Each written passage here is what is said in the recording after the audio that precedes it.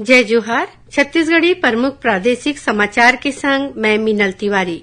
छत्तीसगढ़ विधानसभा के बजट सत्र अवैया 5 फरवरी ले शुरू होही, जोन 1 मार्च तक चलही। एमा 20 बैठका होही। सत्र के शुरुआत राज्यपाल के अभिभाषण ले होही। सत्र के दौरान राज्य सरकार कोती ले बजट पेश करे जाही। एसो नई दिल्ली के गणतंत्र दिवस समारोह में राजपथ में निकलैया झांकी में छत्तीसगढ़ के आदिवासी संस्कृति देखाए जाही। बस्तर के मुरिया दरबार के झांकी ला ये समारोह बर चुने गए हैं।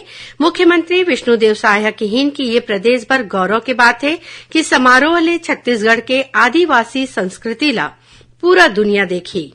प्रदेश के धर्मस्व और धार्मिक न्यास मंत्री बृजमोहन अग्रवाल कहिन है कि एसो राज्य कुंभ के आयोजन भव्य तरीका ले करे जाही। उमन स्कूल शिक्षा विभाग के समीक्षा बैठका में कहिन कि अवैया सत्र ले 9वीं कक्षा के जम्मो पढ़इया लइका मन ला मुफ्त में साइकिल दे जाही। उन्हें 12वीं तक पढ़इया लइका मन ला निःशुल्क किताब मिलही।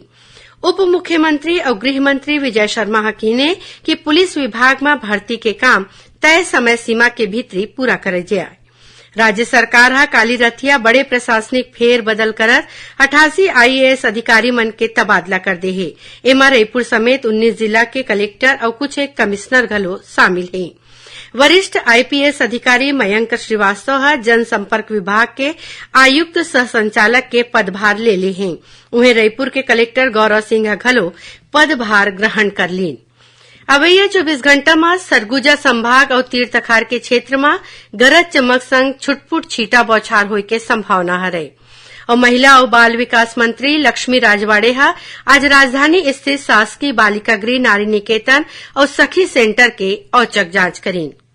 ये रही अब तक के प्रमुख प्रादेशिक समाचार। जय जोहार।